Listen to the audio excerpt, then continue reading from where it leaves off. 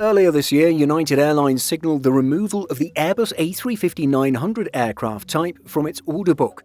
As per the SEC, or Securities and Exchange Commission 10K filing, this decision was made on the basis that the engine manufacturer for the aircraft type had breached a contract.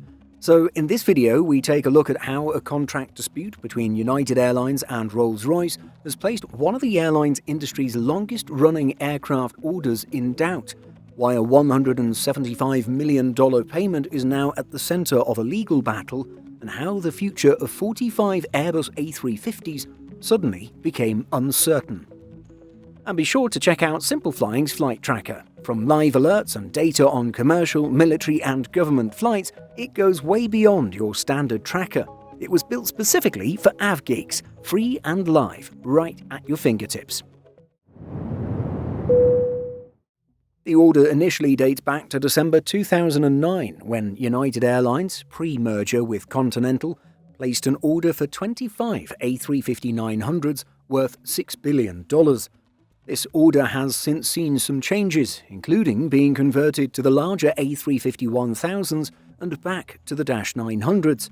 However, for the past few years, it had remained in the order books as 45 A350-900s. Simultaneously, the airline had also placed an order with Rolls-Royce, which manufactures the exclusive A350-900 power plant, the Trent XWB A350. According to the OEM's, or Original Equipment Manufacturer's, press release from 2009, the deal at the time had a list price of $2 billion. It was in 2017, as stated above, that the airline's order size for the A350 increased to 45, and at the time the airline had entered into an agreement with Rolls-Royce under the original 2010 contract. The airline had made a prepayment of $175 million at the time. According to Airline Economics in December 2025, United stated that the OEM had breached the 2010 contract, which started the ongoing dispute. United's claims that Rolls-Royce breached the contract have kicked off a dispute. The airline has since argued it should be paid back the $175 million prepayment it made in 2017, along with an additional sum. United reportedly states that the engine manufacturer is refusing to pay back the money. According to reports by Air Insight, the OEM has refuted this claim from the airline and stated that it is United that breached the contract and therefore should pay the OEM. It is also reported that the SEC filing read that the airline has taken steps to recover the amounts it believes Rolls-Royce owes, along with other financial damages the carrier is entitled to. United removed the order for the 45 wide-body jets from its order book in February, coinciding with the SEC filing, but the order is still listed in Airbus's order book.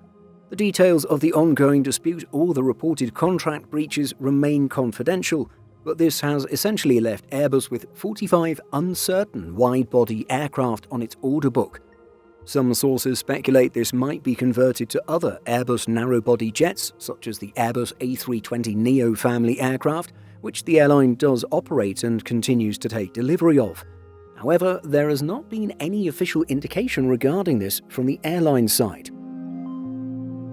As stated above, the Trent XWB A350 is the sole power plant for the A350-900, which is why the entire aircraft order is in jeopardy, despite United's dispute being focused on the engine manufacturer rather than the aircraft manufacturer. The XWB A350 is a bespoke engine that Rolls-Royce built for the aircraft type and remains one of the most powerful yet efficient engines designed for a commercial aircraft. The engine was designed based on the learnings from all the previous engine types the OEM has designed for other aircraft types and boasts a very strong reliability and dispatch record, which is particularly helpful for airlines running large-scale A350 operations. This, paired with the care package and the maintenance programs Rolls-Royce offers, means that operators, for the most part, are happy with the aircraft type.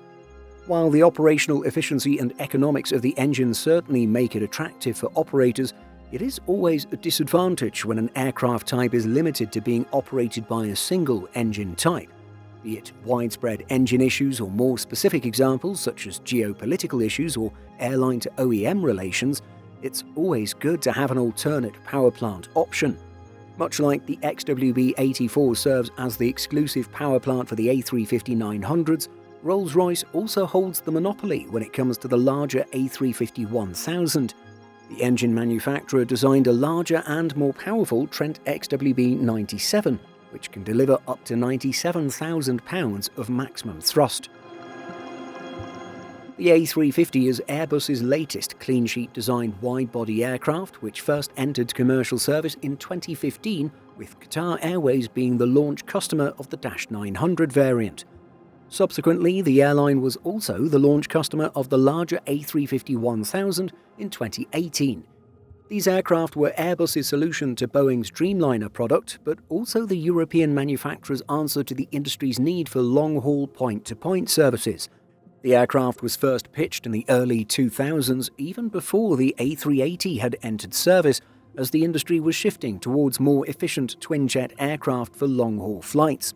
This was massively helped by the improvements in technology, engine reliability, and improvements made to allow for higher extended-range twin-engine operations performance standards, or ETOPS, ratings. By marketing the aircraft as the long-range leader, Airbus in fact has developed two special ultra-long-range or ULR variants of the -900s and -1000s. While the -900 ULR with Singapore Airlines currently operates the longest routes in the world, the upcoming -1000 ULR for Qantas will operate even longer routes. The airline's existing wide-body fleet comprises Boeing aircraft, and the only wide-body aircraft on order are the Dreamliners. The airline is one of the very few operators of all three variants of the Boeing 787 aircraft family, with 87 examples of the type currently in fleet, and Boeing's order book as of the end of May indicates the carrier has a total of 134 Dreamliners on order, 78 -9s and 56 -10s.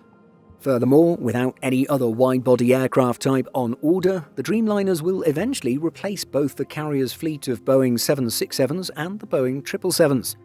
While the carrier's 767s are aging and slated to exit the fleet by 2030, the 777s are expected to remain in the fleet for longer.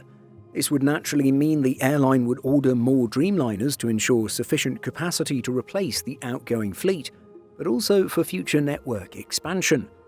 That being said, the airline may eventually order other wide-body aircraft types, such as the Boeing 777X or perhaps even the A350s, if the dispute with Rolls-Royce is resolved.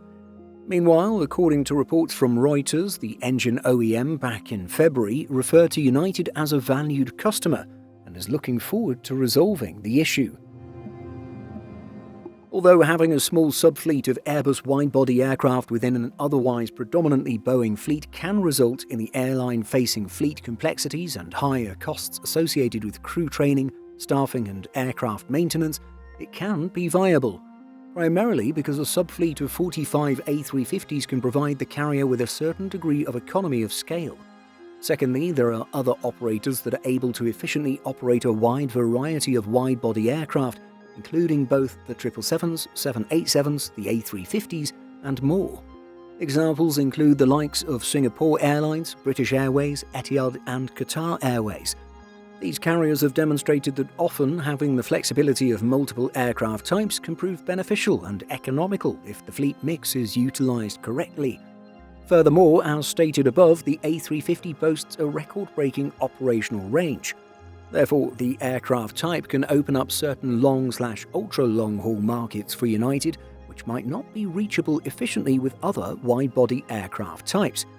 Additionally, considering that United has recently started configuring its Dreamliners with premium-heavy configurations, the larger fuselage of the A350s would allow the carrier to utilize the space better and accommodate more premium capacity on flights. Lastly, because the airline also operates a large number of Airbus narrow-body aircraft, the carrier can harness Airbus's flight deck commonality to train Airbus pilots to operate either aircraft type. This would further provide the carrier with financial and economic benefits. However, this is all dependent on United and Rolls-Royce resolving their dispute and the carrier deciding to take delivery of its Airbus wide-body aircraft. What do you think? Should United continue pursuing the Airbus A350 if the dispute is resolved, or should the airline focus entirely on expanding its Boeing 787 fleet? Let us know by leaving a comment, and don't forget to subscribe for more aviation content. See you next time.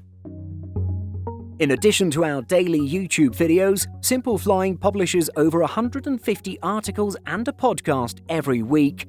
Visit simpleflying.com.